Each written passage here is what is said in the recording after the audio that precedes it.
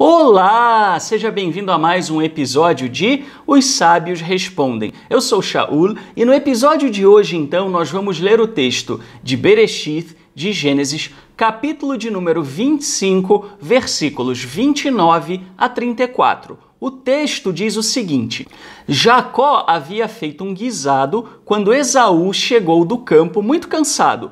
E disse Esaú a Jacó: Deixa-me, peço-te, comer desse guisado vermelho, porque estou muito cansado.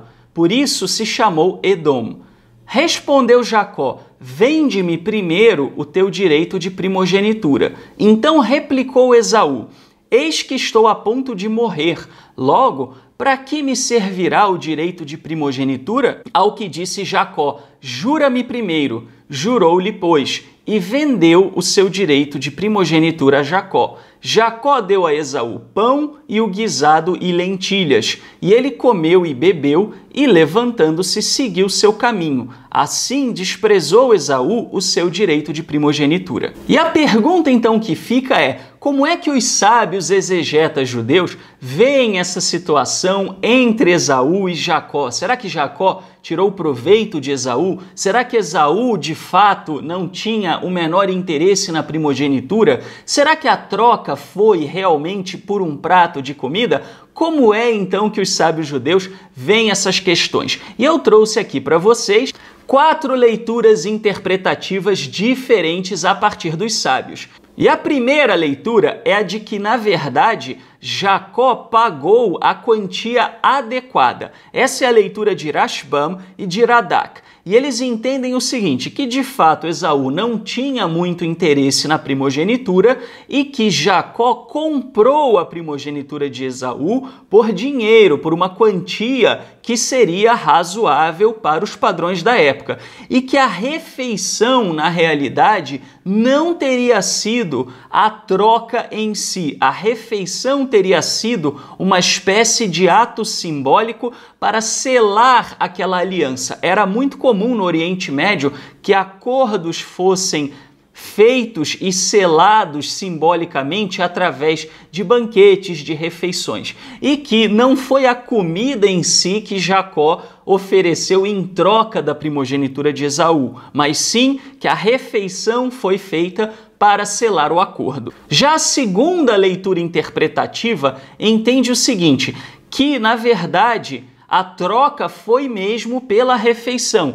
que Esaú não dava o menor valor à primogenitura e que a frase de Esaú dizendo que ele estava prestes a morrer não significava que ele iria morrer de fome, mas sim que uma vez que ele era caçador, que ele tinha uma vida mais perigosa, ele esperava morrer antes do pai. E por causa disso, ele não via nenhuma utilidade na sua primogenitura. E dessa forma, então, ele concordou em vendê-la por uma porção de comida. Muito bem, essa é a leitura então de Ibn Ezra e de Ramban, de Narmânides. E Ibn Ezra ainda acrescenta que, na verdade, Isaac não era rico aos olhos de Esaú. Então Esaú não tinha lá também muito interesse nos bens de seu pai. A terceira leitura interpretativa é a de que realmente a troca foi pela refeição e que Esaú estava prestes a desfalecer de fome mesmo e que Jacó teria sim se aproveitado da situação. Essa é a leitura interpretativa do Bechor Shor e do Roel Moshe. E é importante ressaltar que a Torá não traz necessariamente aqui uma concordância do Eterno com relação aos métodos empregados por Jacó. E Jacó, na verdade, sofreu bastante também na sua vida posteriormente na casa de seu sogro. O que explica também o fato de que Jacó, como consequência disso, também acabou sendo enganado pelo seu sogro. E a última leitura interpretativa vem a nós através do Midrash Rabbah e também de Saadia Gaon, de Rashi, de Abraham Maimoni, filho de Maimônides, e de Seforno. E eles entendem então que na realidade a primogenitura que estava em jogo aqui não era um direito a bens, e sim a primogenitura religiosa. Por quê? Porque na cultura do Oriente Médio antigo, o primogênito da casa herdava do cabeça, do patriarca